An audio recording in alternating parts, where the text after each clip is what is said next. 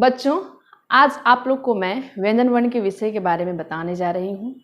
व्यंजन वर्ण आखिर है क्या, व्यंजन वर्ण के कितने भेद होते हैं, व्यंजन वर्ण का उच्चारण जो है किस तरह से हम लोग करेंगे, इन सब विषयों के बारे में आज मैं चर्चा करूँगी।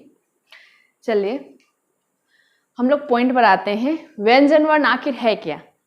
जो वर्ण स्वरों की सहायता के बिना न बोले जा सकें उन्हें व्यंजन वर्ण कहते हैं, जैसे क, ख, ग, घ आदि। बच्चों, वे वर्ण जो स्वरों की सहायता द्वारा ही बोला जा सकता है, जिन्हें स्वर वर्ण की आवश्यकता पड़ती है, उन्हें व्यंजन वर्ण कहा जाता है, जैसे क, ख, ग, घ, च, छ, ज, झ आदि। ठीक है। अब स्वर वर्ण है क्या?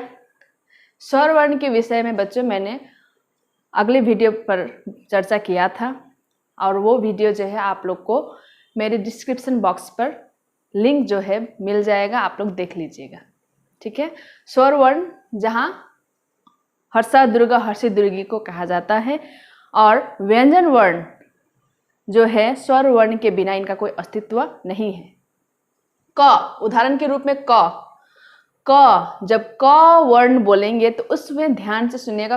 क, आप लोग भी ट्राई कीजिए। क में जो है अ छिपा हुआ है। अ वर्ण क्या है? स्वर वर्ण है, जो जिन्हें किसी दूसरे वर्ण की आवश्यकता नहीं पड़ती, जो अपने आप में ही स्वतंत्र है, वे स्वर वर्ण कहलाते हैं। तो व्यंजन वर्ण को परंतु स्वर वर्ण के ऊपर निर्भर रहना पड़ता है। जैसे क, ख में भी अ छिपा हुआ है, ख वर्ण में भी ख, ग, घ आदि। व्यंजन वर्ण कुल 33 होते हैं बच्चों। ठीक है। अब व्यंजन वर्ण के भेद कितने हैं? व्यंजन वर्ण के 3 भेद होते हैं: स्पर्श व्यंजन, अंतस्थ व्यंजन, ऊष्म व्यंजन। अब स्पर्श व्यंजन क्या है बच्चों? जिन वर्णों के उच्चारण के वक्त मुंह के विभिन्न 2 हिस्सों का स्पर्श किया जाता है और वायु पर रोक लगाई जाती है, उसे स्पर्श व्यंजन कहते हैं।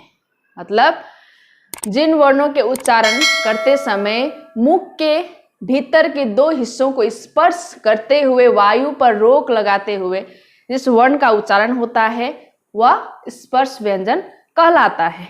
जैसे स्पर्श व्यंजन के अंतर्गत 25 वर्ण आते हैं: क वर्ग, च वर्ग, ट वर्ग, त वर्ग, प वर्ग। इसको शॉर्ट ट्रिक भी है जिसके द्वारा आप समझ सकते हैं। क वर्ग, च वर्ग, ट वर्ग, त वर्ग, प वर्ग का कचट तप। कचट तप बोलिएगा, समझ जाएंगे कि स्पर्श व्यंजन के अंतर्गत आता है। क से लेकर अंग, च से लेकर इया, ट से लेकर मूर्धन्य, त से लेकर के दंतिन्न, प से लेकर के म तक। ठीक है बच्चों। अब जो है अंतस्थ व्यंजन। अंतस्थ व्यंजन वे वर्ण हैं, वे व्यंजन वर्ण हैं जिनका उच्चारण जो है हमारे भीतर के हिस्सों फेफड़ों द्वारा मन के भीतर से होता है। जैसे य जो है भीतर से एक प्रकार का बल दिया जा रहा है वायु पर। य, र, ल, व, एक प्रकार का भीतर से जो है आंतरिक शक्ति लगाई जा रही है जिसको बोलते वक्त। ठीक है बच्चों, यह है अंतस्थ व्यंजन। अब जो है आगे चलते हैं, ऊष्म व्यंजन के विषय में बात करेंगे हम लोग। ऊष्म व्यंजन है क्या?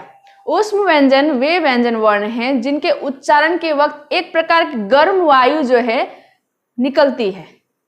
उच्चारण के वक्त जो है गर्म वायु, गर्म यानी कि ऊष्म वायु जो है हमारे भीतर से निकलती है, वे वर्ण ऊष्म व्यंजन कहलाते हैं। जैसे तालव्य, पेटकटा सा, धन्ते सा, ह।